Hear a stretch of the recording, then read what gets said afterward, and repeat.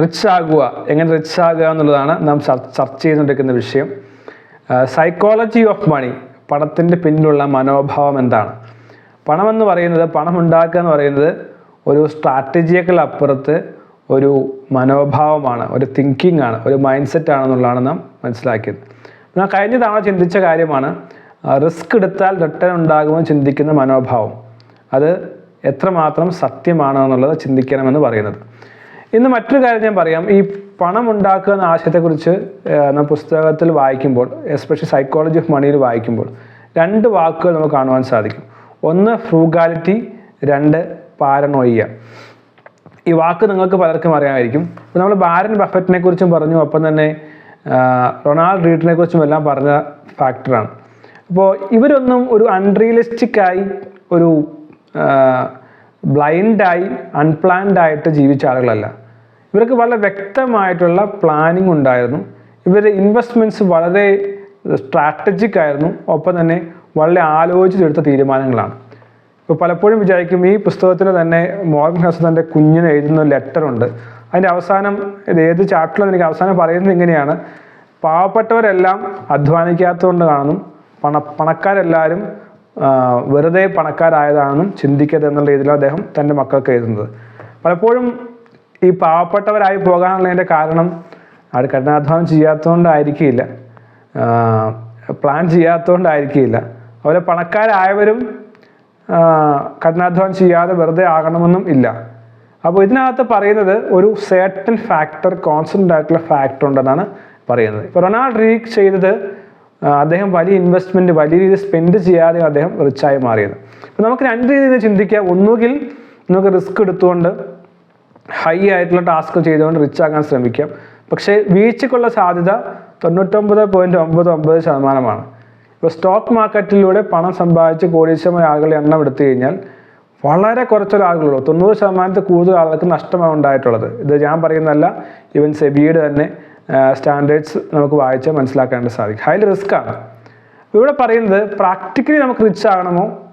ഞാൻ നേരത്തെ ഒരു പറഞ്ഞ പുസ്തകമുണ്ട്, മൈൻഡ് സെറ്റ് ഓഫ് മില്യണേഴ്സ് എന്ന പുസ്തകത്തെക്കുറിച്ച് പറഞ്ഞിരുന്നു. അതെല്ലാം പ്രാക്ടിക്കലായിട്ടാണ് പറയുന്നത്. എന്ന് വെച്ചാൽ കുറേ അധികം ആളുകൾ റിച്ച് ആയതിൻ്റെ കാരണം, ഹ്യൂജ് റിച്ച് ആയതല്ല, ആവറേജ് റിച്ച് ആയിട്ട് ആളുകൾ റിച്ച് ആയതിൻ്റെ കാരണത്തെക്കുറിച്ച് പ്രതിപാദിക്കുന്ന പുസ്തകമാണ്. നേരത്തെ ഇവിടെ ഞാൻ എക്സ്പ്ലെയിൻ ചെയ്തിട്ടുണ്ടായിരുന്നു. ഇന്നൊരു ദിവസം ഞാൻ അതിനെക്കുറിച്ച് വിശദീകരിക്കാനായിട്ട് ശ്രമിക്കുന്നതാണ്.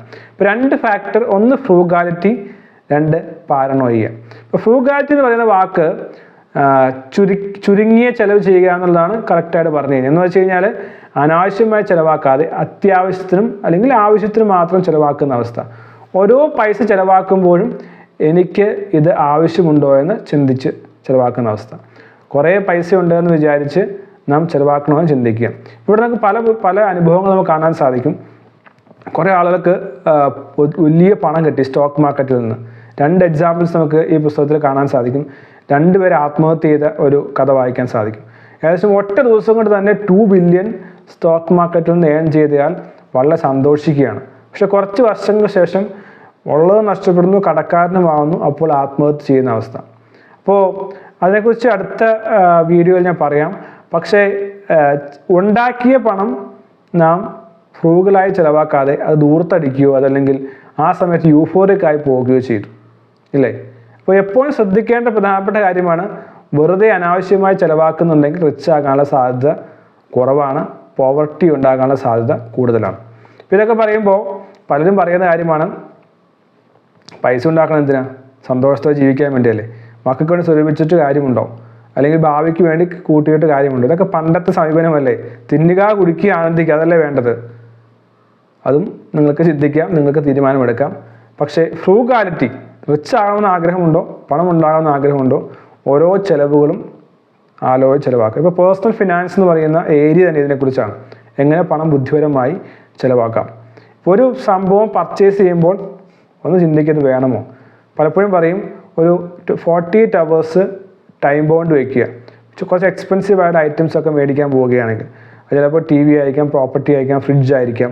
അപ്പോൾ നാം തീരുമാനം എടുത്ത ശേഷം ഒരു 24 മണിക്കൂർ കഴിഞ്ഞ ശേഷമേ ആ തീരുമാനം എടുക്കേണ്ടതായിട്ടുള്ള ആവശ്യമുള്ളൂ.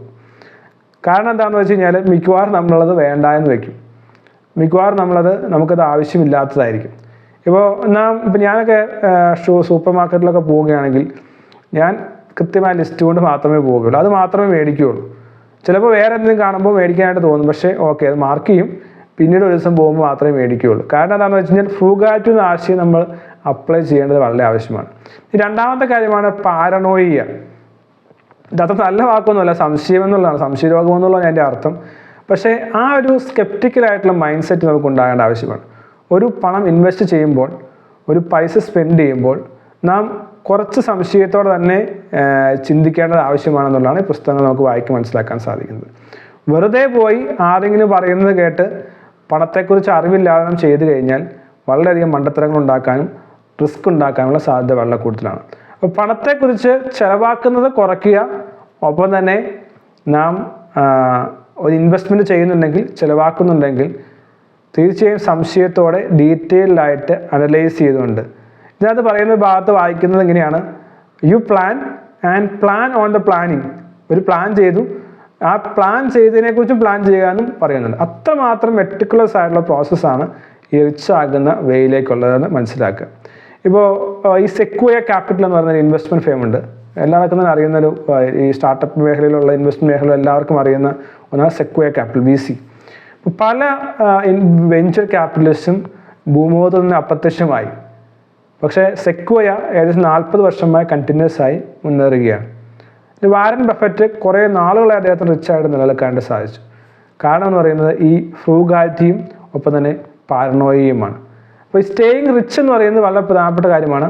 അതിനകത്ത് 2 കാര്യം പ്രധാനപ്പെട്ട പറയുന്ന കാര്യമാണ്: ഫ്രൂഗാലിറ്റി ആൻഡ് പാരനോയിയ.